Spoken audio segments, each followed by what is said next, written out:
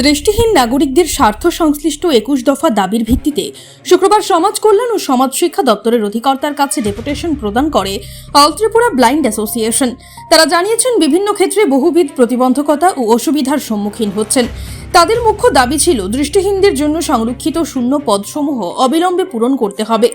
দারিদ্র্যসীমার উপরে এবং দারিদ্র্যসীমার নিচে নির্বিশেষে সকল শ্রেণীর দৃষ্টিহীনদের জন্য প্রতি মাসে কমপক্ষে ৫,০০০ টাকা ভাতার ব্যবস্থা করতে হবে, যাতে তারা তাদের পরিবারের ওপর বোঝা অনুভব না করেন। নরসিংগড়ের দৃষ্টিহীন বালক ও বালিকা ক্ষমতায়ন প্রতিষ্ঠানের ছাত্রাবাসের আসন সংখ্যা ৫০ থেকে বাড়িয়ে ১০০ করতে হবে। ত্রিপুরায় একটি ব্রেইল প্রেস স্থাপন করতে হবে, যার মাধ্যমে দৃষ্টিহীনরা তাদের প্রয়োজন অনুযায়ী বিভিন্ন ধরনের বই ও উপকরণ পেতে সক্ষম হন। আগেও তারা এই দাবিগুলো সরকারের উদ্দেশ্যে উত্থাপন করেছিলেন, কিন্তু তাদের দাবিগুলোর যৌক্তিকতা মানার পরেও এখনো পর্যন্ত সেগুলো পূরণ করা হয়নি। ফলে বাধ্য হয়ে তারা পুনরায় ডেপুটেশন প্রদান করে রাজ্য সরকারের প্রতি আবেদন রেখেছেন। রাজ্যের দৃষ্টিহীনদের স্বার্থ সংশ্লিষ্ট মোট ২১ দফা দাবির ভিত্তিতে রাজ্য সরকারের সমাজ কল্যাণ ও সমাজ শিক্ষা দপ্তরের অধিকর্তার নিকট ডেপুটেশনে মিলিত হতে যাচ্ছি।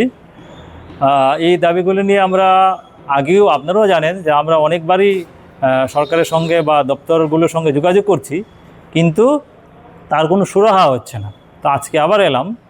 তো আমাদের যে ২১ দফা দাবি, তার মধ্যে উল্লেখযোগ্য যে দাবিগুলো রয়েছে সবগুলি গুরুত্বপূর্ণ। তার মধ্যে যেগুলো সবচেয়ে বেশি গুরুত্বপূর্ণ সেটা হচ্ছে, আপনারা হয়তো বা জানেন যে আমরাও বিভিন্ন সূত্রে জানতে পেরেছি যে রাজ্য সরকারের বিভিন্ন দপ্তরে দৃষ্টিহীনদের অসংখ্য শূন্যপদ খালি রয়েছে। এইগুলি যাতে অবিলম্বে বিশেষ নিয়োগ প্রক্রিয়ার মাধ্যমে যাতে পূরণ করেন। ২ নম্বর হচ্ছে ভাতা। আপনারা জানেন যে বর্তমানে ত্রিপুরা সরকার দৃষ্টিহীন সহ সবাইকেই ২,০০০ টাকা করে ভাতা দিচ্ছেন। তো এই দ্রব্যমূল্য আকাশ ছোঁয়া, এবং আইনেও বলা আছে যে rights of persons with disabilities act 2016, এখানে বলা আছে যে এই যে ভাতা দেওয়া হয়, ওই যে অন্য যে ভাতা প্রাপক রয়েছে তাদের থেকে ন্যূনতম 25% ভাতা যারা ডিসেবল পারসন রয়েছেন, অর্থাৎ বিশেষভাবে সক্ষম ব্যক্তি আছেন, তাদেরকে বেশি দিতে হবে।